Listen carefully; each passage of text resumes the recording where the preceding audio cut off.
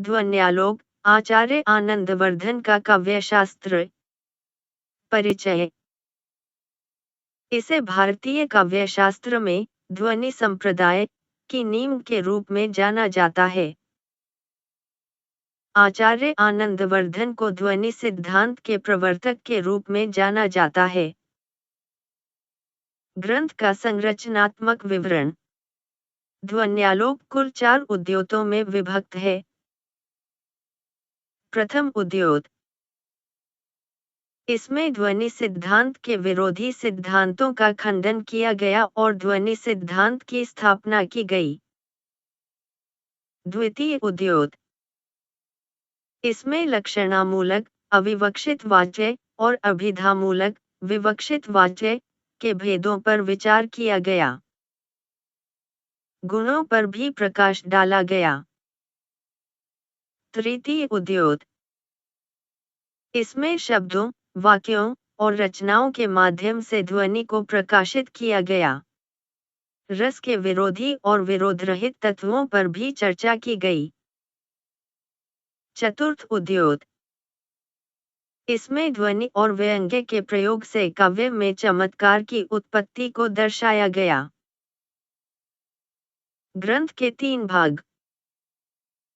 ध्वन्यालोक 3 भागों में विभाजित है। कारिका भाग। कुछ विद्वानों के अनुसार इसके लेखक आचार्य सहृदय हैं। वृत्ति भाग। इसका लेखक आचार्य आनंदवर्धन है।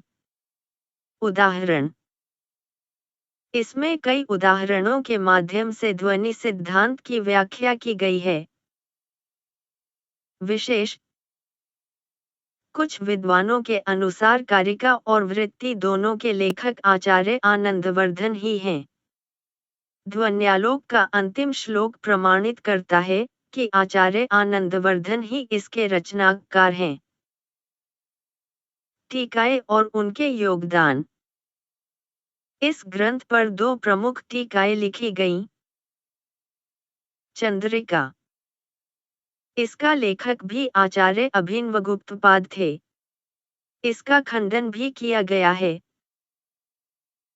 लोचन।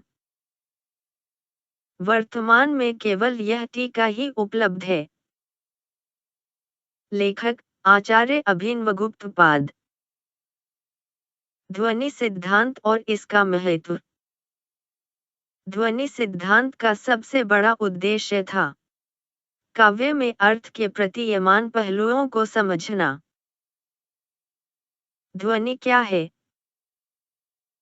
ध्वनि वह अर्थ जो काव्य में स्पष्ट अर्थ से भिन्न होता है। यह काव्य की आत्मा मानी जाती है। आनंदवर्धन के अनुसार काव्य के 2 प्रकार के अर्थ। वाच्य अर्थ, अभिधा। शब्दों का सामान्य और सीधे अर्थ। प्रतीयमान अर्थ, व्यंजना। अलंकारों और साहित्यिक उपकरणों के माध्यम से सुझाया गया अर्थ। प्रतीयमान अर्थ ही ध्वनि के अंतर्गत आता है। आनंदवर्धन का योगदान। आचार्य आनंदवर्धन ने साहित्य शास्त्र में एक नया रास्ता प्रशस्त किया। उनके सिद्धांत के अनुसार ध्वनि के माध्यम से काव्य में अर्थ और सौंदर्य की अभिव्यक्ति होती है। उन्होंने अलंकारिकों के मौजूदा विचारों को विस्तृत किया और ध्वनि के सिद्धांत की नींव रखी। उदाहरण। जब कोई काव्य अलंकारिक अर्थों से अलग प्रतीयमान अर्थ को व्यक्त करता है, तो वह ध्वनि कहलाता है। ध्वनि सिद्धांत का आधार। आनंदवर्धन के अनुसार ध्वनि का आधार था व्यंजना वृत्ति और उसके द्वारा प्रतीयमान अर्थ की प्रतीति। उन्होंने कहा, अर्थ। काव्य के पुराने लक्षण विधानों में ध्वनि का स्पष्ट विधान नहीं था। आनंदवर्धन ने इस विचार को विस्तार और स्पष्ट रूप प्रदान किया। साहित्य शास्त्र में ध्वनि का महत्व।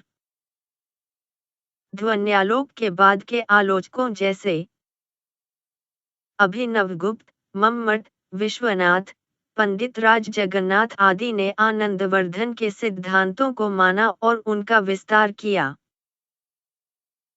उनके योगदान के कारण भारतीय साहित्य शास्त्र को एक नई दिशा मिली।